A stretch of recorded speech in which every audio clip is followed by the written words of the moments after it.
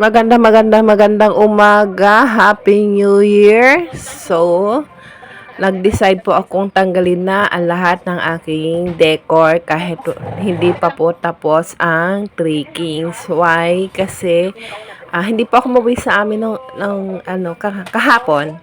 So, Sunday yon. So, yun. Sabi ko, anuhin ko na. Ayusin ko na yung aking mga decor kasi papatak ang Three Kings ng 6. So, may pasok kami. Tuesday yon, busy day yon. So, mahihirapan po ako. Baka ang mangyari niyan ay gabihin tayo doon pa lang sa aalis ng ating Christmas decor. So, may mga decor talaga nagagamit always, lalo na yung mga garland, lalo na yung mga poinsettia. Kasi classic yan, hindi yan nawawala sa design kapag gumagawa tayo ng Christmas decor.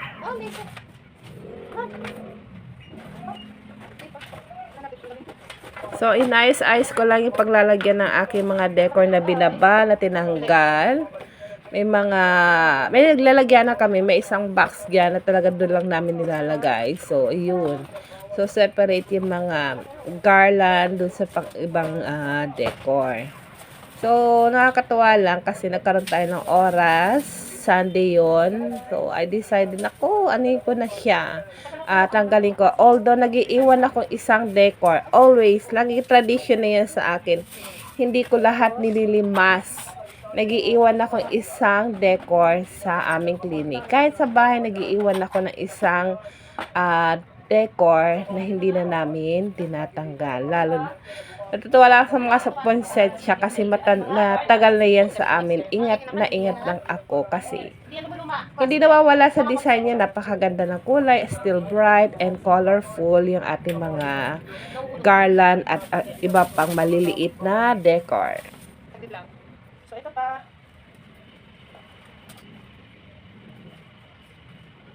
Ano sa puno yung ating box?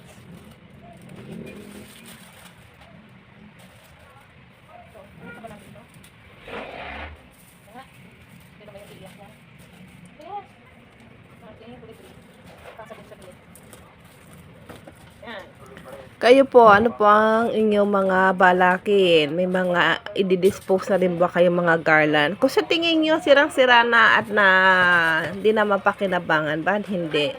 Pero kung naingatan nyo naman po at maayos po nyo natanggal, i-keep natin. Sayang din naman, di ba? Mahal din ang mga garland ngayon, ha? Hindi na rin po siya mura. So, yan po. Nilagay ko na sa isang box. O, diba? Ang gandang tignan. Naka-arrange sila. So, ready na yan for December uli. O, diba? Ngayon pa lang iniisip na.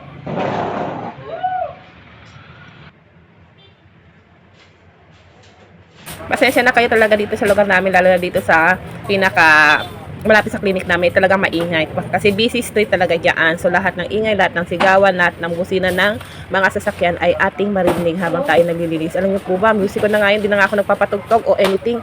Basta ako linis ng linis lang hanggang sa ako ay matapos. So, pinakakasya ko yung aking box doon sa loob ng aming mga upuan. So, mga upuan na kasi namin, not only upuan, but also storage na rin.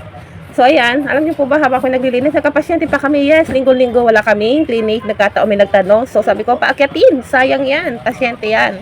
Naghahanap yan ng ultrasound. Baka, kahanap, talagang kung saan na sila naparoon. So, ayun, naka-ultrasound kami ng almost 4 patient. Good yan, goods. Both patient and us. At sila ay na-ultrasound at kanila na itong naibigay sa kanila mga OB. Maganda lang at maaga ko natapos ang aking mga ginagawa sa clinic.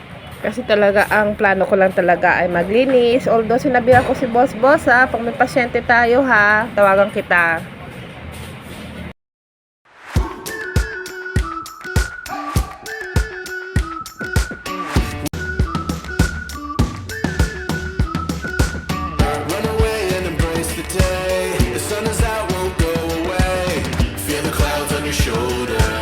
Touch the sky, feeling bold. Break the mold, then press repeat. Get 'em up on the edge of their seats. Set your aim a little higher. We're gonna go there. Going up, going all the way. Going higher, going up, going all the way. Going high.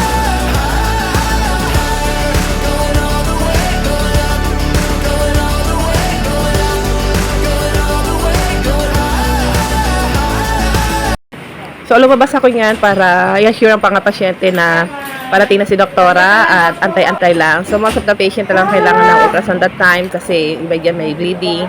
Talagang hopeless na sinakahanap ng ultrasound clinic. Luckily, bukas kami.